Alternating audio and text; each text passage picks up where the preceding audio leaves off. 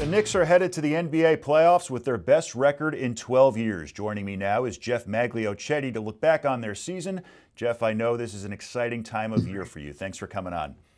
Mike, thank you for having me on. You guys do excellent work. How you doing today? I'm doing great. So the Knicks had a playoff-worthy year, but what would you say is the greatest success story to come out of this season for New York? There are several things that really stood out to me about this Knicks team because, you know, obviously they probably didn't live up to all of their expectations. One of the things that was more disappointing was perhaps the fact they were never in true contention for one of those top two seeds. Got off to a kind of a slow start. That opening night loss in Boston. There was a loss to Cleveland there. Never really contended for that top seed. Having said that, there were several individual cases that really stood out to me this year.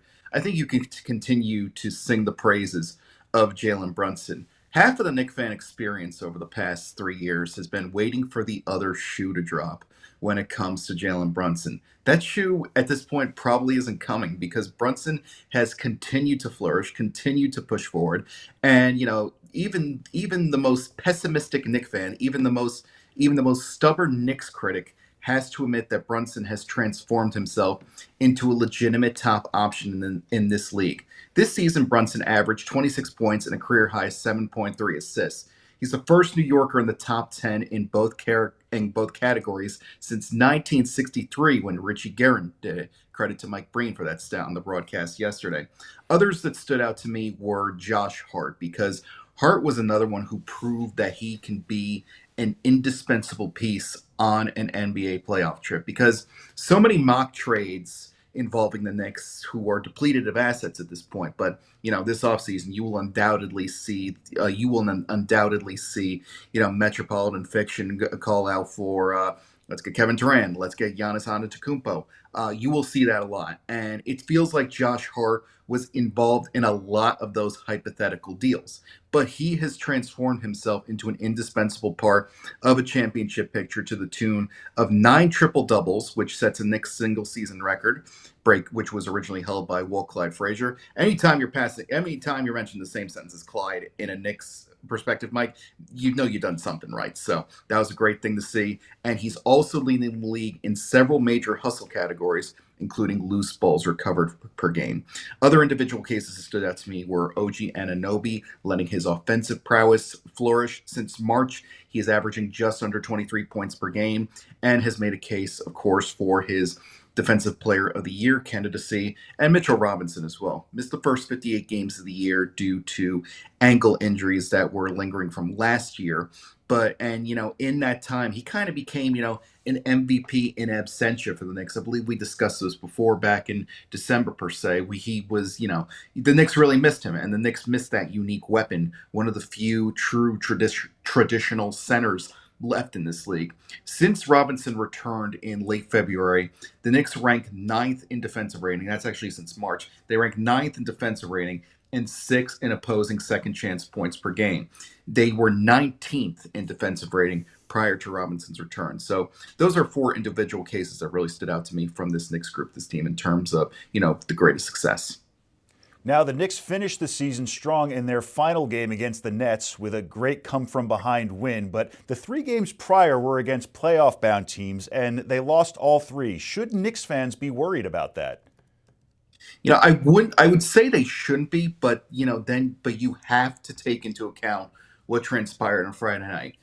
There was the loss. It was on Tuesday against Boston, and I smile at this a little bit because I saw some fans compare that to the Giants' famous Week 17 loss to New England Patriots in 2007 because they drew blood from the Celtics in that game. They probably should have had it too, but unfortunately, Jason Tatum and Kristaps Porzingis had other plans. But the fact that they were able to put up a very strong effort against a Celtics team that was more or less at full strength. I know Jaylen Brown has been dealing with some nagging injuries a little bit, but at the same time, this was the first time that this Knicks team has been truly at full strength all year. They had Mitchell Robinson in tow. They had these guys. They had a full contingent in the starting 5. They had, for perhaps one of the few times all year, the team they set out to have, the team they wanted. So if you ended the season on that note, I could see it be fine. Even the loss of Detroit was understandable because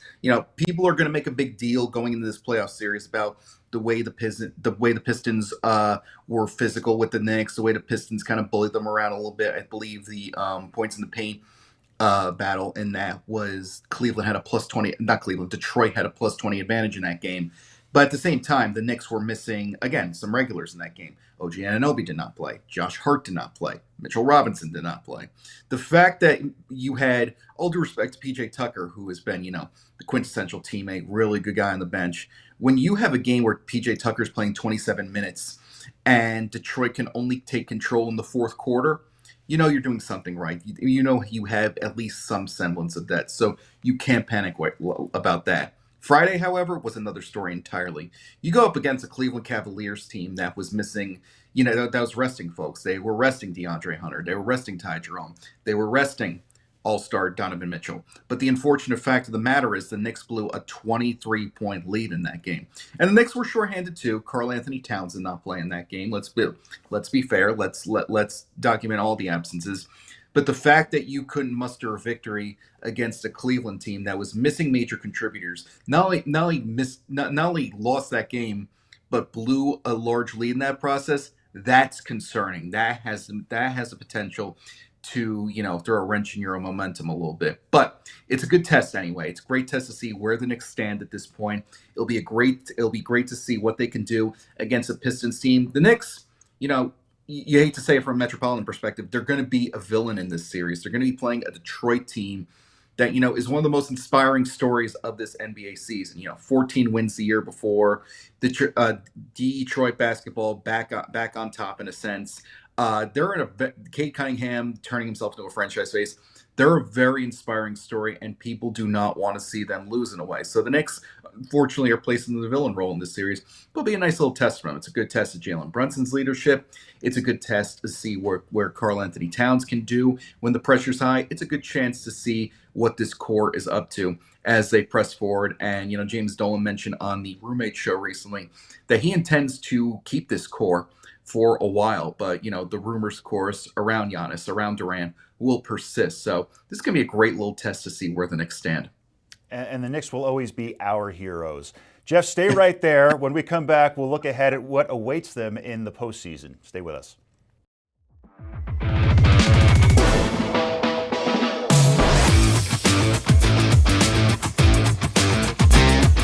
Well, the Knicks are playoff bound for the third straight year, and for the fourth time in 5 years, we're back with Geoff Magliochetti to preview what they have to look forward to this postseason. Geoff, what are the Knicks going up against with the Detroit Pistons?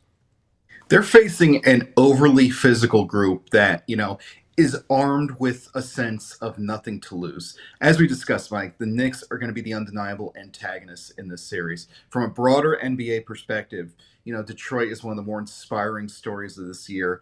The way that Cade Cunningham has come into his own as a franchise face, the way Jalen Duren has worked in the interior. This is the way Malik Beasley has done a solid job as a Death Star. This is a team that, people want to see succeed. And they're particularly dangerous at this point. They overachieved in the best sense possible because Detroit hit fast forward on its rebuild timeline. They won 14 games last season. The Knicks entered this season with a 16-game winning streak over Detroit, but the Pistons won the last 3. They are going up against a team that likes to be physical, likes to push people around, and perhaps most dangerously, they have nothing to lose at this point. I like to call it 2017 Yankee syndrome in the sense that, this is a fun squad in the sense that, they know that potentially greater things are on the way. They know that they can use this to kind of play with a sense of healthy, reckless abandon. And the Knicks cannot get caught up on that. One thing that I think could really stand out in this series, the Knicks should truly go for a sweep, besides the obvious, of course. Everyone would love to see this over quickly. But the Knicks are on an interesting point on the franchise timeline. Winning in the first round is not going to impress anybody anymore. It's gotten to a point where, the year one of the Brunson era against Cleveland, that was excellent. You could say you won the Donovan Mitchell decision in the sense that you didn't trade for him. You beat them in 5 games. And it was fantastic. And it was the first playoff series win too in about a decade. So that was great. Last year, you beat Philadelphia. You beat a division rival. You go and you invade Wells Fargo Center from a fan perspective. That was excellent too. And then you constantly wonder what might have been in terms of the injuries because we never really saw that Knicks team at full strength get beaten, and what they could have done had they faced Boston or Indiana for that matter from a healthy sense. It's going to be one of the bigger ifs in New York sports history, or at least in recent memory. But this time around, winning a first round set is not going to satisfy anybody this time around. It's time for major progress. We're looking at teams. Look at the teams that have competed for an Eastern Conference final in recent years. The Knicks have not done that in over 20 years. You'd think at some point they would stumble rear backward into one of these, but they have not, unfortunately. So it's not cute or fun to win in the first round anymore, even if the Knicks, have established some sense of consistency. Over the past 2 years, they're one of only 2 teams next to the champions, Boston and Denver, to win at least one playoff round in each of the last 2 years. But again, this isn't going to impress anybody anymore. It's time for real progress. And if you could make a statement by sweeping Detroit fairly quickly, taking care of them, it would really do a lot for the franchise timeline moving forward. And Geoff, I want to talk about Tom Thibodeau, who's been the most consistent head coach the Knicks have had since Jeff Van Gundy in the mid 90s to early 2000s. For a while, in the 2010s, it almost felt like the 1980s Yankees with the constant turnover. They had a new head coach every year or every half season. But Thibodeau is in his 5th season with the team, and this is New York's 4th postseason under his leadership, rather. How important is it to have a consistent leader to have success? We're undoubtedly seeing that, and these players, I think, they want to work for Thibodeau a little bit. They like Tibbs. They want to work for him. There's an easygoing sense in there that these guys want to succeed for him. They want to defy the notions that his over reliance on starters minutes, his excessive workloads. They want to defy those notions that those are harmful. I think there is a genuine sense of camaraderie against this team. It's funny you should mention that about Thibodeau. I think there is a sense of pressure on him, considering what's transpired throughout the rest of the league. The Denver Nuggets have recently fired Michael Malone, surprisingly, with 3 games left in the season. And there will be questions about Thibodeau's future, I feel, because, you look at Malone and the Knicks, it's a match made in heaven. He's a Queens native. He got his start in NBA coaching on the Knicks bench, I believe, served as an assistant next to Thibodeau, I believe, on one of Jeff Van Gundy's final staff. So I think that, there is an extra sense of pressure on Thibodeau this time around. And if you're the Knicks at this point, it might be now or never in the sense that, if you do want to succeed with this group, this is the time you would make a change like that. I'm not saying they will. I'm not even saying that's the right move because, there is a general sense of consistency. Thibodeau is not above criticism, of course. You can't just say, look where they were 5 years ago and expect Thibodeau to carry some sense of immunity. Having said that, he has put the Knicks back on the NBA map of relevancy, and there is something to look forward with this group. And I think these guys do want to play for Thibodeau, especially considering what transpired last year, the great missed opportunity. So I think that consistency is huge, and it will play a big factor in this series. Well, hopefully they can go all the way this year. Geoff Magliochetti, thanks so much for taking the time, and let's go Knicks. Mike, appreciate your time and insight. Thank you for having me on. Keep up the great work. Take care.